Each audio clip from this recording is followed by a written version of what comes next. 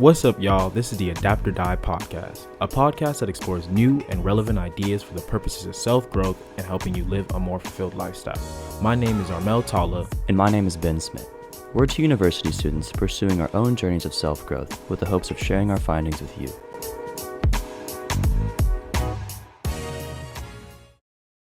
Welcome back to another episode of the Adapt or Die podcast. It's your host, Armel. And I'm your co-host, Ben. And today we're going to be diving into the theory of personality. And specifically, we're going to be talking about whether your personality comes from genetics or does it come from your environment? Where's our personality? Where does it come from? It's an interesting question. So I feel like we've all heard of this question before. I think I've discussed this with in school with my English teachers and just people. It's a pretty common question. But is it really a common question though? I think for the mind of the curious, it's a common question, but not for many. I thought about it a lot. I don't know. Maybe that's just my experience. Everyone's different, But yeah, keep going on. And so before we get into it, let's just quickly define what we mean when we say is our personality created by our genetics.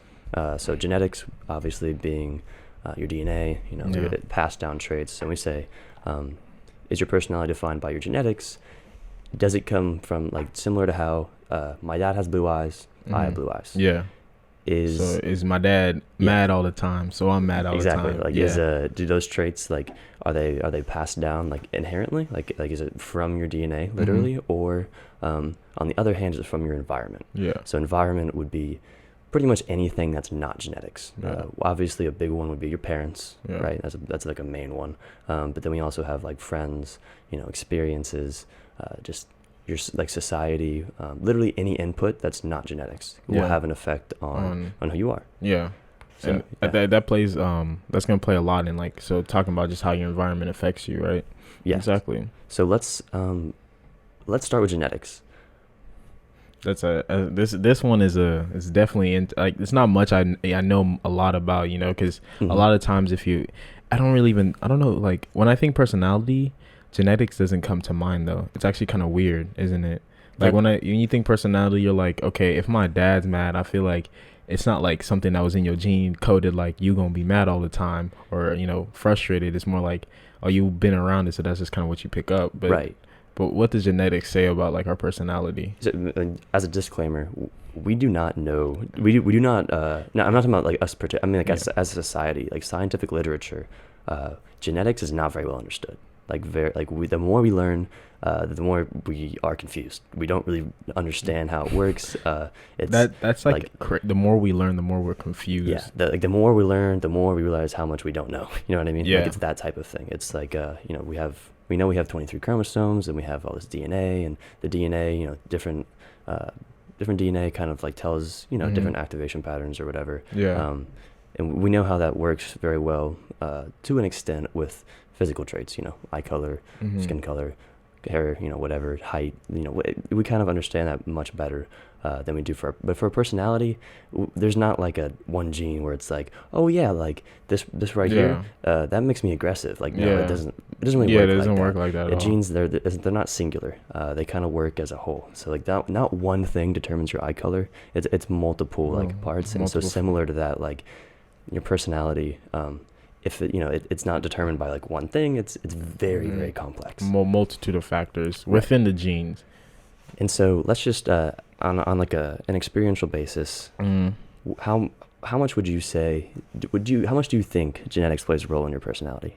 Genetics, I would if you could give it a split, out of 100, give it a split, it's really weird because when I'm thinking of my own personal experience, I'm very much like my parents, and in a way, not exactly like them, but there's things about them picking up from my dad. He's really he's a business guy, and he's always working hard and everything like that, and I kind of picked that up. And then my mom, she's been always going to school and is always learning, and so I always this podcast is just an extension of my interest in learning. So it's a part of me wants to say is always being around them, but the thing is, when I was a kid, it's not I wasn't so I admired them for what they do, for exactly everything they did in that time. I wasn't conscious about it, so it kind of makes me question was it genetic? But I would say, if I'd give it, I'd probably say maybe between 10 to 25%. 10 to 25. Interesting. I mean, to be honest, there's no like clear answer. Yeah. I just wanted to see what you thought, because I thought it was I thought genetics played a much smaller role than they do from the research that I've done. So let's just start with a baseline. Mm-hmm.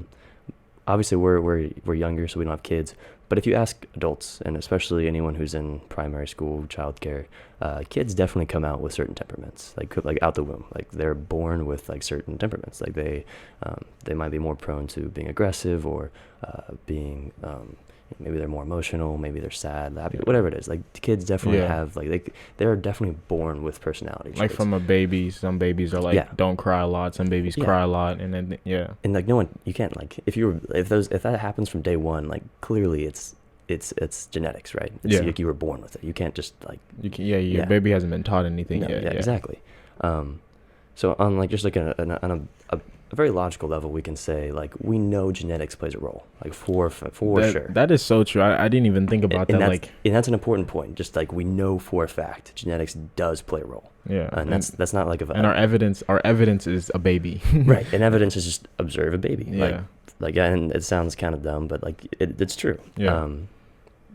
Let's kind of get a little more into the science. So when we're examining genetics, obviously in humans we can't like we it's very immoral, I guess, to try to like breed humans and then analyze them, right? Like that's kind of like that's pretty messed up. Like we wouldn't do that. Hopefully I would hope people don't do that. But the most useful population of people would be identical twins. So identical twins and then fraternal twins. And just so everyone knows, identical twins means that the twins have an identical set of DNA. Like it's basically a perfect match. Yeah. Fraternal twins have a half identical set. So that means like they have the same DNA from one parent and different DNA from another parent. So like they both have the exact same DNA from dad, but maybe different DNA from mom. I'm not too sure of the science behind that. So if I switched the parents, I get confused. But it is what it is. Yeah, that's the important thing to know is just that identical twins, basically literally the exact same fraternal twins is like very close. It's a half set of identical DNA. So when we study identical twins, it gives us a lot of clues, because if identical twins are very, very similar, and they grew up in different places, well, like, that's kind of like a clue. We're like, well, if they grew up in two completely different places and they're very similar, that would suggest a strong role in genetics. If they grew up in two completely different places and they're literally like it's just like analyzing any other people, like they just seem like random people, like they have no correlation, then that would suggest more environment, right? And obviously it's like it's not really going to be like one or the other. It's kind of like a spectrum. But let's kind of get into it. So they did I got this from Steven Pinker. He has a great TED Talk on this. But they did brain scans of people. So they did a study of brain scans, and basically what they did is they analyzed how similar gray matter was between random people versus identical twins versus fraternal twins. What is I hear a lot about this gray matter. What is gray? It's such a weird thing. Like I never get a definition of it. Is it just I've never actually like really dived into what it is, because the brain is so complicated. But just know that the human body is just so complicated. When you said like we get more confused by learning about genetics, I'm like, that don't make no sense. That's like studying for an exam and being like, I just got more confused. It happens sometimes. Yeah, it's kind of like space or like the ocean. Like the more we learn about how big, like how large the ocean is. We're like, wow, like there's a lot we don't know. Yeah. You know what I mean? It's kind of like that. But talking about the brain scans, or the gray matter. Just know that the way they did it, like the areas, you can actually analyze gray matter in the brain in terms of its structure. And so structural similarities in the brain would point to genetic similarities in people, because your brain obviously controls your personality, how you think, etc. Exactly. So it's not a perfect match, it's not like but it gives it a lot of clues. And what they found was between random people, there was no correlation at all between structures of like there's no significant statistical correlation and like them being similar. So the gray matters between random people was different, like very clearly different. When they studied fraternal twins, they found that it was quite similar, like a decent, like very. It would be helpful. We'll throw up a visual on the screen for those watching on YouTube, of like the brain scans. But just know that for fraternal twins, it was very similar. And for identical twins, it was unbelievably similar. The structural similarities in gray matter was just very, very similar. And that makes sense. Yeah, that makes sense, you know? Yeah, they're identical. You're like genetics, okay. Like identical? They're identical. Like, okay, well, like that makes sense, yeah. I swear scientists be coming to conclusions you just like, bro, I could have told you that without even you researching. True, but it is important that like we have like hard data, evidence, right? you know? That's science for y'all. Exactly. And also when doing case studies, a case study is just like a focus on like one for genetics in this field. That would be like focusing on two twins. So just a case study was focusing on those two, not like a massive study, just like literally just those two people and really analyzing them. So when they do case studies on identical twins, every set of identical twins ever studied, they are they have very like similar tendencies, and specifically those that have been separated at birth and grew up in different places, they have very strong similar tendencies. So I'm going to give you actually let me give I actually you know, I didn't hit too much when I was researching on personality. I focused more on like the environment, but on the genetics, and when I watched the video, and it was saying like there was these two this is a real life example. There was these two dudes, identical twins, and they had been separated at birth, and they didn't even know about each other until they were like in their 60s or something. Really? The two dudes had like they married twice. They married and divorced. They married twice. Both of their wives had the same name. They were driving the same car and like things like that. But they're like, of course, there's some differences in their jobs, their hairstyles, but like just like even down to the name of your wife and how many times you remarried. Like that's a crazy. Like, what are the odds? You know what I mean? Yeah. Like, what are the odds? And I'm actually gonna give you this example is wild. Yeah. Okay, so these two guys, they're two guys. One he grew up in Germany. He was raised Catholic in Germany, and the other was raised Jewish in Trinidad. I'll be honest, I don't know where Trinidad is, but Trinidad is somewhere in New York, I think. Okay, well, he was raised Jewish in Trinidad. They were separated at birth and then adopted by families, and then they met later. So and they were used in they were studied. Yeah. And when the first time they ever walk into a room, they're wearing the same thing. Literally the exact same blue they shirt. Didn't know about. Had no idea. Yeah. The exact same blue shirt. You're like, okay, well, you know, like it happens, right? Yeah. Let me give you some things that they both did. That is very they're very special things. Okay, they both dip buttered toast in their coffee. Okay, this is very strange. Dip buttered toast in their coffee. Okay. Strange. They both kept rubber bands around their wrist. Okay. Okay. They both flushed the toilet before and after going to the restroom. Okay, it's kind of like a weird idiosyncrasy. My thing is like, bro, how invasive were they during these case studies? Jesus, they're like, yo, use the bathroom. Let me see what you're doing. But keep going on. And then the last thing is they both liked to surprise people by sneezing in elevators. They both thought that was like a funny thing. They both liked that. Okay, that's such a weird thing. That's actually so weird. I'm actually laughing.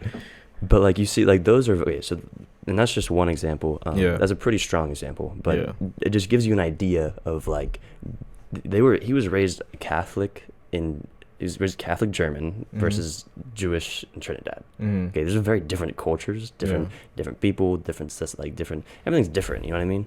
Like the whole environment is different. Yet somehow they both ended up with these random traits. These very strange idiosyncrasies. Wait, time out. I want to apologize because I had a feeling I was gonna get flamed. Trinidad is not in New York. I think people from Trinidad go to New York. That's why I said it. But Trinidad is its own. It's a Caribbean chain. It's somewhere in South America. Yeah, it's in South America. So sorry for those Trinidadians, and I might have offended, but keep going. The thing about that, Trinidad is in South America. Raised Jewish in South America, Catholic in Germany. Very different places, different societies, different cultures, different friends, different people, different schooling systems, different everything. Yeah, right? Very different. And they still have these random idiosyncrasies. That's so random, right? Like that's crazy. And for the people that don't know what idiosyncrasies is, because English is not my strong suit. What does that mean? Idiosyncrasies are just like odd things that are very unique to you. So they're just there are very certain things, characteristics that you associate with one person. Yeah. There you go. Add that to your vocabulary. Idiosyncrasy. And then So the last I want to give you some data.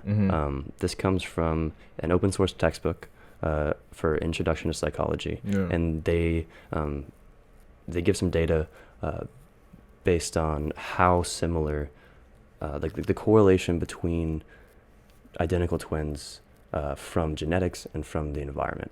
So I'm just going to throw out some numbers and based on this data, and just know that the study of identical twins is very difficult because it's hard to separate one's environment. Like you can't give everyone the exact same environment because they're inherently going to have different associations with people. Different, you just can't control. Even as twins, they have their own lives. They do have their own lives. So even if they're raised in the same family, it's not a perfect thing. So this data, take it more as like a ballpark range instead of like this is fact, because it's a very hard thing to control for.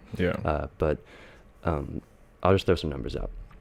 So the correlation between the heritability percentage between fingerprints of identical twins is 100%. Okay, that makes sense. It's a physical trait. The correlation between identical twins raised apart in terms of their aggression is 46%, which means that like 46% of their aggressive tendencies came from genetics, from the study. That's a pretty large percentage, right? What did you say earlier, 10 to 20%? Something like so that. It's like, to me that's kind of like, wow, like that's actually that's pretty significant. That's pretty significant, right? Number. The likelihood of divorce between identical twins was found to be about 52%. Your sexual orientation, 52%. In comparison, fraternal twins was 22% for both. Okay, so the difference there is important, There's right? A lot, It's like, so we see in identical twins, it's 52%, and then in fraternal twins, 22%.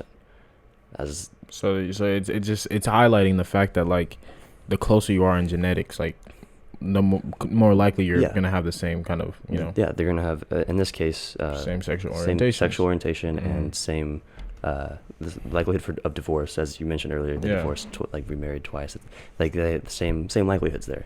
That's a very significant thing. Like that's crazy. And this is, and to like highlight to the people listening, like they're what, separate, right? These are not.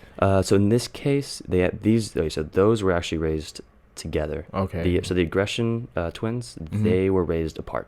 Okay. But the twins that I just cited, those were raised together. Okay. But even with that from the study, this is from genetics, like the correlation. Okay. These are all they did it genetically. So this is like estimated percentages. And so I know something you wanted to talk about was the 5 big dimensions. The 5, yeah. And so actually to lead to your point, because I was gonna say, like, if those two twins, right, were both raised in the same house, I mean, I can see kind of the remarriage thing, right? Especially if like your family's been through divorce, they both experienced the same thing. But if they're like completely different, that's actually something really interesting that I would like. That would have been interesting. But on the 5 big, like, I guess the ways psychologists have broken down our characteristics and traits, and you can go by ocean, and the O standing for openness. So just kind of like how open are you to new ideas and things like that. And then you have conscientiousness, and particularly that one's it's I guess more about how aware you are. What does that mean exactly? Because I kind of looked over this, but what. Did you get to go too deep in there? I didn't even get to go do conscientiousness, dealing with more like, I guess just how conscious are you about the things you're doing, right? And like how involved, right? So it's like we might might have to pull some more research on that. But then I have some notes. There's people who are conscientious, and then there are people who are undirected. So I think that means just like how present are you in while you're doing something? Like, are you doing something? Like intentionally, do you know what you're doing? Like, are you I don't know how to explain it. Like, are you doing something actively, or is it like your subconscious? I think that's what it. And then extroversion, just kind of dealing with like introverts and extroverts, right? Introverts versus extroverts. And then agreeableness is just like how easy are you to work with? How, like, can you are you like stubborn, or are you pretty cooperative? And then the last one is neuroticism, and that just deals with emotional stability versus instability. But I guess I want to first big on the first point of like openness, right? Openness being like a fundamental characteristic that defines your personality. And that's, I think that's like, this whole podcast is surrounded about being open. And just to kind of hint at something me and Ben were talking about earlier with personality, the fact that like your personality almost like isn't never set. Yeah, no, that it isn't set. And that can you talk a little bit more about that before we dive into openness? Because I think it perfectly transitions right into like kind of the idea I have with openness. Yeah, so the data on this is still, it's actually pretty clear. Is that I don't want to get too like deep, but basically the essential idea or the essential like thing they found from studies is that your personality is not set. Like you from today, like Armel Tala today, is like could very well be a fundamentally different person from you in 10 years. Now those changes are often very slow, but we know it's like a buildup of small changes that changes like, you. When we know for like your personality is not set. Yeah, and if you think about like, I look back at thinking about myself in middle school, bruh. Oh yeah, no, I was like much different. Yeah, like middle school, and then to think like what I'm gonna be in 10 years. I feel like, but there has to be a point where like the rate at how much your personality changes declines as your age increases. I think that makes sense. I don't know what the data says. I would assume that things, since like when you're younger, you don't really have as much experience, so it kind of shapes. But I think like there are some things that can accelerate it. I also think too, like, and to hit on the first characteristic, right, is openness. I think a lot with times when you're younger, you have a lot more of an open mind about things, right? Like, because as the older you get, you're kind of more set on your principles, your foundations, right? Because you've been alive for so long. That you're like, you feel like you know enough to have your opinion, and that any new data or any other things is just maybe it's just some pseudoscience, or exactly. You just feel like it's just not true. You're like, it's not true. And how open you are too, and how like you deciding to be open really does affect your personality, because that means if you're more open, you're open to talking to different people. It does. You're open to doing new things, and like and as we're gonna talk about, because I'm one to believe more like your environment controls so much. I think and as humans, not scientists, like your environment kind of really defines who you are, right? And they always say like the people you surround yourself is going to determine how XYZ is, right? And so like that having an openness about you is going to allow yourself to be surrounded by a lot more different people, and therefore like allowing you to just, I guess, definitely find a whole different characteristic. And then that can that's how like that I guess someone's openness, how open someone is, kind of varies, and which then can vary your personality. It can vary great. And let me give you a statistic. So they actually have an estimated percentage of someone's they have an estimated percentage of someone's big five dimensions. So those five overall kind of categories we just talked about that people fall into that shape their personality, of how much is due to genetics or heritability. And the estimated percentage is 40 to 50% of your big five dimensions. And that's kind of, it's almost scary. Repeat that. Okay, so yeah, I might have not been that clear. Based on the same, for this from the Canadian Intro to Psychology open source textbook, we can link it in the description if you want to see the data. We will link in the description. The estimated percentage of your personality in terms of your big five dimensions that is resulting from your genetics is between 40 and 50%.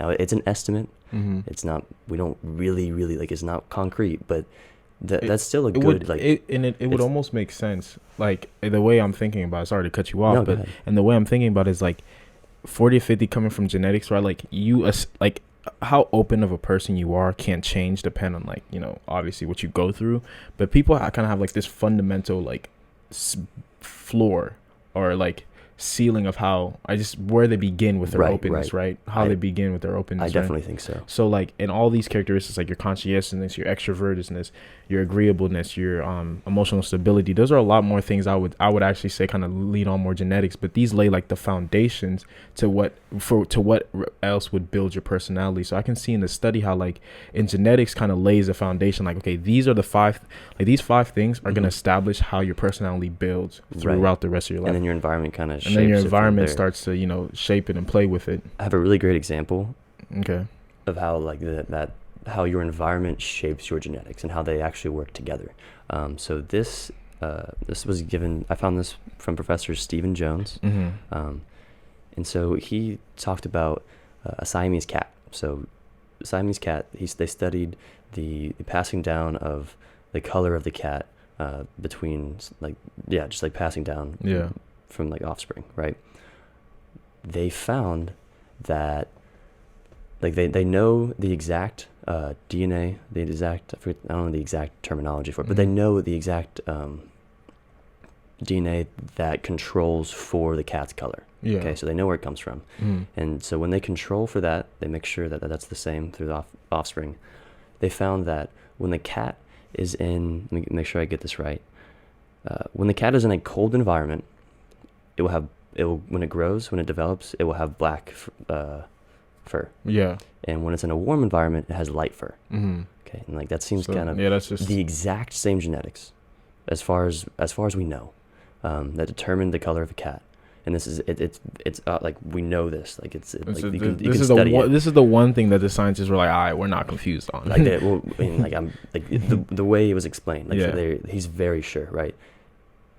Grown a Siamese cat, controlled for this genetic, grown in a cold environment, black fur, warm environment, light fur, same genetics. Okay. And so the reason that's a really good example is because, just like you said, the genetics provides a base, right? Yeah. And the environment then actually shapes how how you respond, right? Yeah. So in this case, it's very fairly simple. The cold temperature shapes you get black fur. The warm temperature, light fur. But that shows you how variable, even with genetics, like even though genetics does play a large factor in controlling for your personality, it definitely is dependent on your environment. Yeah. And so the point there is that they work in tandem, very much. And so. the way I see it too, if we talk about personality, and we'll hit on conscientiousness, but we talk about personality, right? But if you look at physical traits, because a lot of times like your physical traits are kind of like a base of like what you can do and also like a limitation, right? Which is weird because someone may be born just naturally like high metabolism, hella skinny, but like if they really focus on like trying to build muscle and become like a lot of people, they end up can do that. Yeah. Even though like their ability for them to get as big as they want may be harder to obtain, or they may have a limit compared to like someone else. Yeah, but they can still achieve those things. So it's like your characteristics is just your genetics is just kind of laying the foundation, and from there our environment. So if we're to apply that when we're talking about conscientiousness, to be honest, is actually more interesting one. Like the fact that we hardly understand our consciousness is actually really weird to even talk about this in the terms of personality and genetics, because it's almost like your consciousness just kind of is this obscure weird thing that's just driving who you are as a really person. Don't understand so much about like the brain, genetics. Like this is so much like we don't know. Like we understand how to build all these incredible infrastructures, create we're able to create these complex like computers, create all these like really cool things. But then like when we turn the finger and be like, all right, now let's understand us. Let's understand what we're doing. We're just like, it's just magic. Yeah. It really is magic. It really is just magic. But introverts and extroverts is actually a really interesting one. I want to hit on that too. Yeah. I think, and I had a long-standing misconception about what being an introvert or an extrovert. I think a lot of people do actually too. means, and I think I think a lot of people don't actually know what it means. I had the idea that being an introvert means you don't like social. You don't like to socialize as much. An extrovert being the opposite. You like to socialize a lot. That's not really what it is, though. It's really that extroverts they like more. They need to be stimulated a lot. And when you say, what does that mean? Stimulated means they, a loud room. They need. They like very like lots of sensory. A lot of people around, touching. Touchy, feely. Talking a lot, like very perfectly describes me.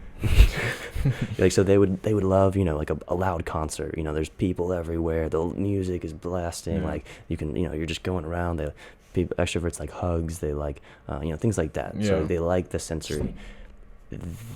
Introverts, on the other hand, kind of shy away from those things more, right? Which is why when they go to social things, they're seen as less social. But really, what it is if I would say I'm a more naturally introverted person. I don't really like being in places where there's it's just everything. It's too much, right? Yeah. I don't like having so many people around me. I don't like the music being like a certain level. And so what they do is they go to a spot in the room that's less stimulating, right? And it's usually in a corner, or maybe it's upstairs or something. So they're seen as being less social, but really what it is they just want to reduce the stimulus, right? And so it's kind of a side effect, is that they come off being less social, but there's no actual difference. Like introverts and extroverts don't actually want to be like more or less social. There's no difference between them. Like, we are social creatures for everybody, right? And the way the way it's described, and also the way I was watching the video about it, it's more like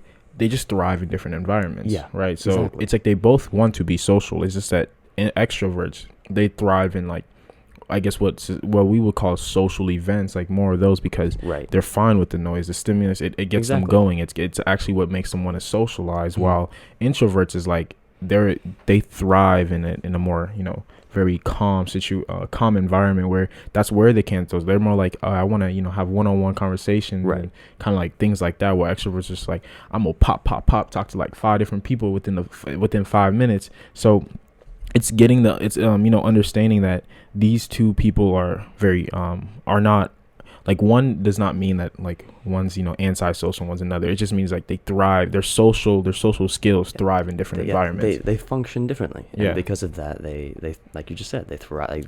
They like different environments, and that builds your and honestly, and if we're just to hit on more on how, like, I guess, and understand, quick side note, what we're saying is kind of, we're just saying what we've researched, right? And we're not saying at all we know exactly, but to talk on our own, like one-on-one, our own personal like interpretation of this. So with that environment, being introvert and extrovert, how would you say you being like an introvert like has shaped your personality? I definitely have a much larger focus in terms of my friends on I focus on a very small circle of people, right? Because I don't really want to go to something if it's like, if there's a lot of people. I don't like giving hugs. I don't know why. My personal space. Like, I need my personal bubble. I just want to pause real quick and say, this man really does not like giving hugs. Like, I'm talking about, we'll leave a place. I'll be like, all right, y'all, goodbye. I'm hugging people, and Ben's like, all right, y'all, goodbye. He's just giving them dap, or like he's just hitting them with the, all right, I'll see you later. And I don't know why. Like, I can't explain to you why. I just don't like. It's just not like like, it makes me very much uncomfortable when people are in like a certain bubble of space around me, and that's definitely like and because of that, people, they think maybe I don't like them as much, or maybe they that comes off a certain way, and I have to be very aware of that, because it shapes my social interaction, and like it shapes how I function with people.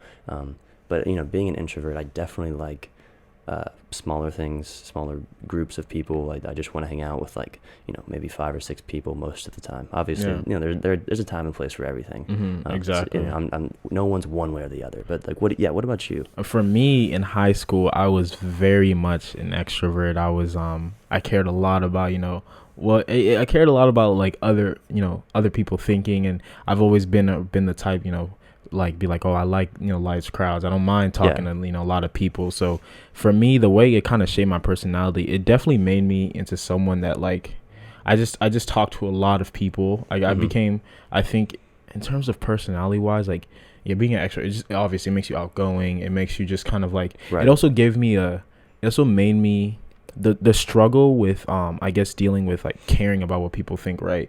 And really focusing on like, oh, since I'm always going to be out in the environment, and kind of, if you're an extrovert, I feel like a lot of extroverts actually are very socially aware, because like you think like you're a person that's always out there and social, so you are conscious about like what you're looking like, how you are, and like things like that, right? So for me, it shaped my personality, because like once as the beginning of I would say my introvert life was like caring so much, but then once you break out of that and you continue going out and stuff, like it gave me the I don't care no more. Like you finally had to get over like because it becomes very hard to always go out if you're always like super conscious and stuff. So there's a point, and like I feel like a lot of extroverts can relate, where like you have to find that not giving it, like, just don't give a F, you know what I'm saying? And so it really helped me in that personality, where now it's like, I'm like, yo, I'm going to start a podcast, and I don't really care what y'all think. If you're like, why is he starting a podcast, or why is he doing this? Why, I don't care. So it helped build me on that point.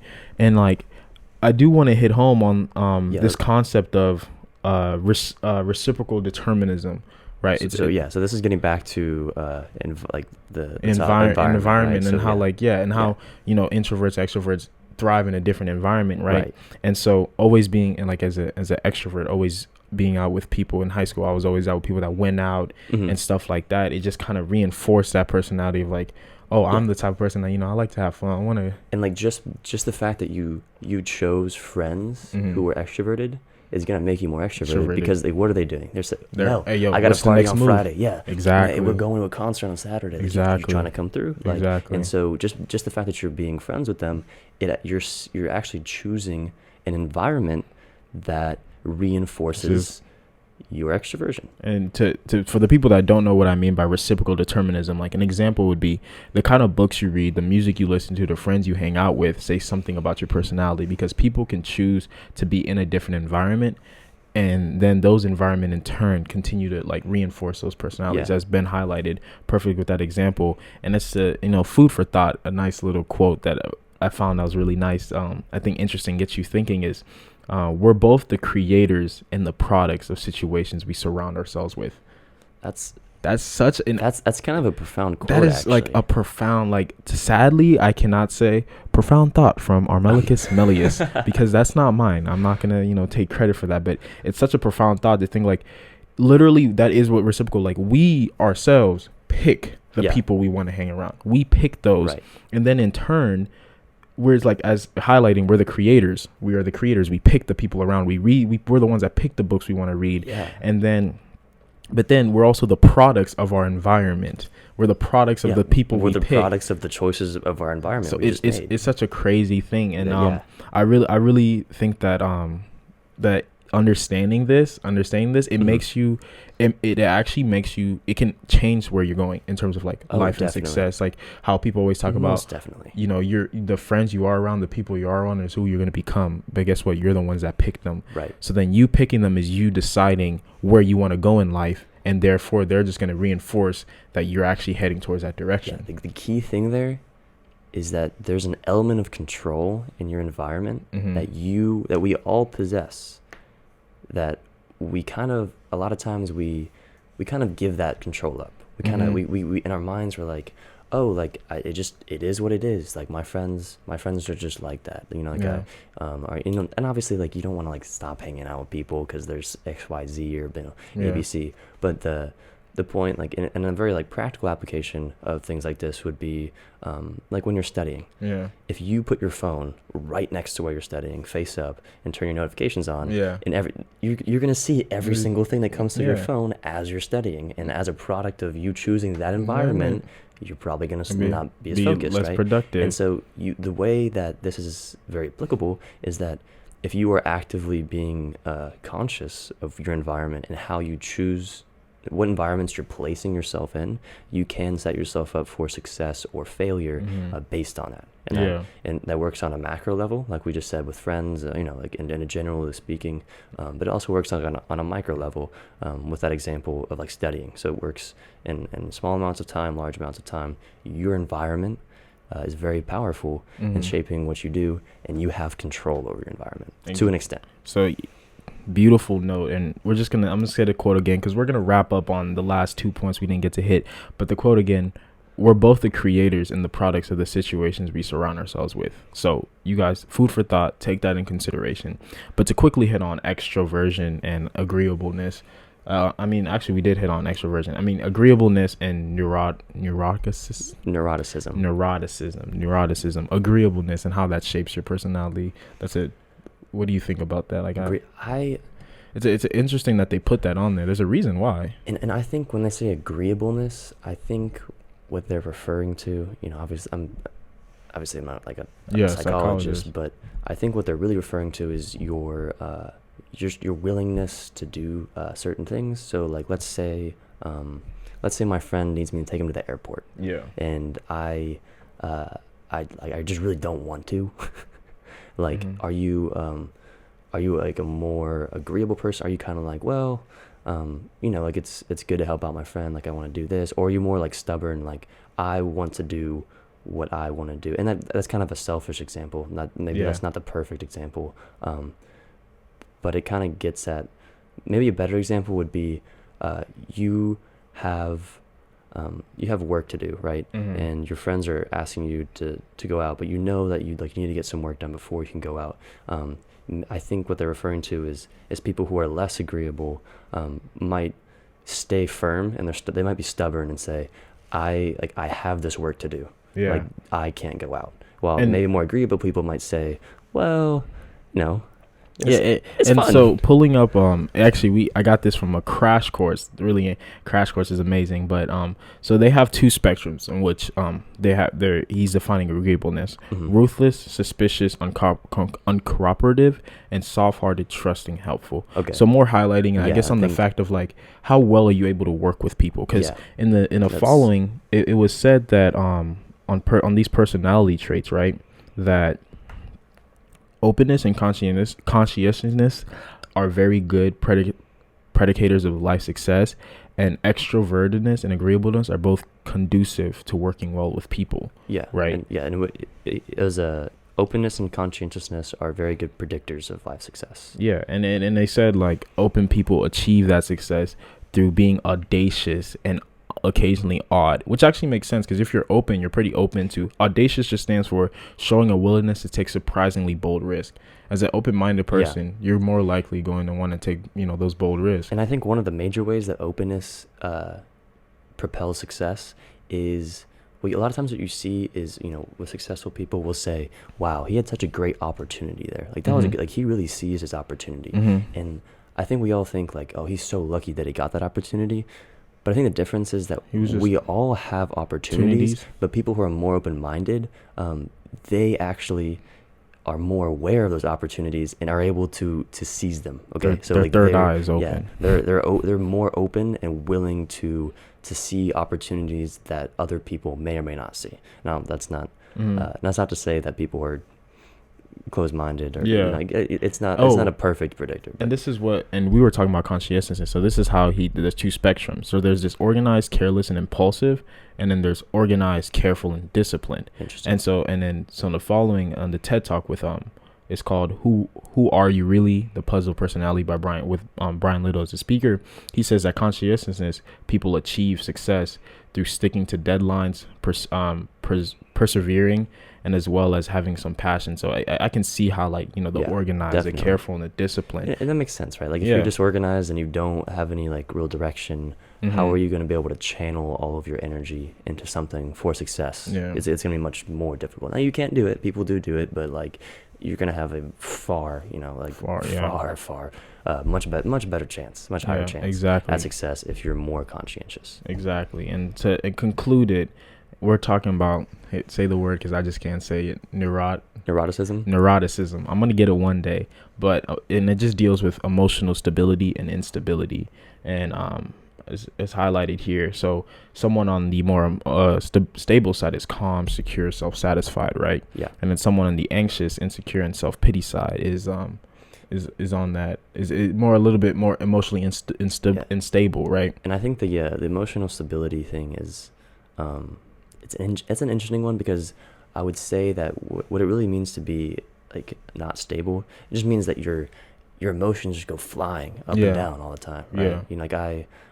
You see people who are like, you see them and they're just so happy, and you're like, wow, like I wish I could be that happy. Like, and then next thing you know, they're so sad, and that's the instability. So the more stable, the more unstable you are, the larger those highs and lows will be. And then if you're a more stable person, then you're just kind of more. And that really affects how you deal with your environment. As we were talking about yesterday, there's this thing dealing with E plus R equals O. Shout out to my Coach Thorin, and it's saying like an event plus your reaction is going to equal the outcome of that event, right? And so if you're less emotionally stable, you're going to react to those events pretty negatively, and then therefore your outcome is going to be more negative. But if you're more stable, you're gonna have a more stable mind. You'll be calm and be able to approach it the right way. If you're unstable, like you just said, you're gonna have your reaction is gonna be extreme, right? So if you feel anger at someone for doing something to you,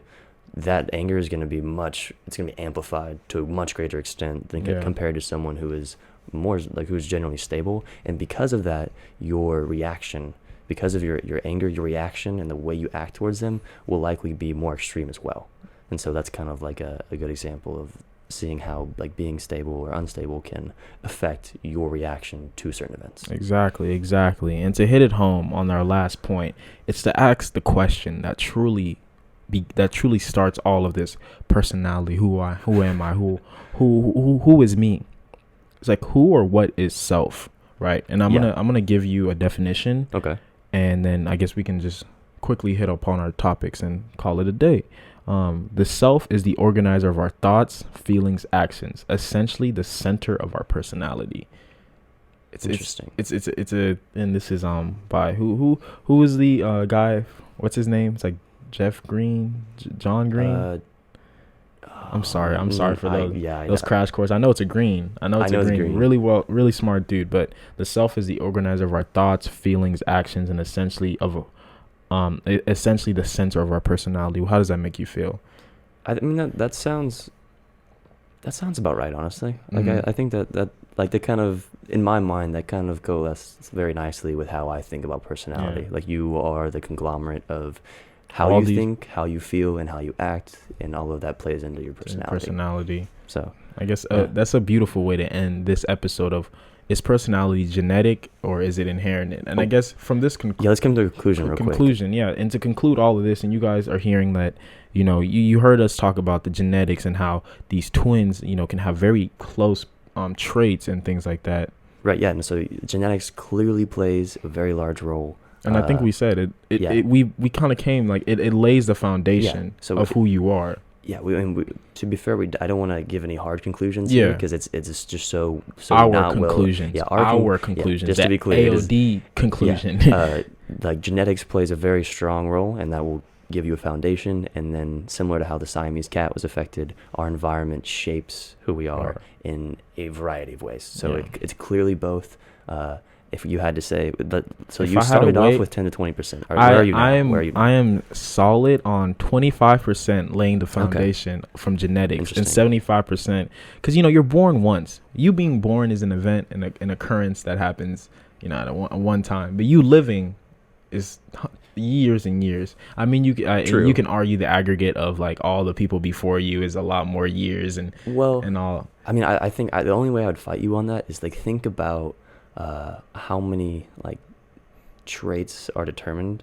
So specifically that could be true, like if your emotional instability is determined by your genetics to a large factor, then it's going to be hard. Like your personality maybe it's not necessarily like controlling your personality, but it's clearly going to have a very significant role in how your personality changes throughout your life. That's true. And you think about maybe like, especially like someone's intelligence or someone's open-mindedness. So if someone's naturally more open-minded from data, we would think they have a higher likelihood of success. And if you're successful, think about how many ways that affects the rest of your life. Exactly. Right? And so I would actually ballpark it more like 40%, really. 40-60. I'm sticking with 25-75, 25 genetic, 75 environment.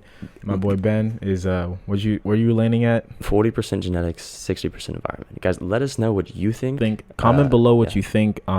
Message us on our IG what you think.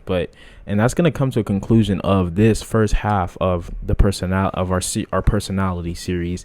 Thank you guys so much for listening to the Adapt or Die podcast. Make sure y'all check us out on Apple Podcasts, Spotify, YouTube, Google Podcasts, whatever you want to listen to your podcast on. Yeah, we got it all. So thank you so much. Make sure you follow us on our IG, Adapt or Die. Yes, you heard it right there. Adapt or Die. That is the IG. We'll see y'all on Thursday, and thank you so much for joining us. And that's it for the Adapt or Die podcast. Thank you for listening to another episode of the Adapt or Die podcast. For more information about us, follow us on Instagram at Adapt or Die or find us on TikTok at AOD Podcast. You can also watch the podcast on our YouTube channel at AOD Co, spelled AODCO. We hope you enjoyed this episode, and as always, continue to explore and adapt.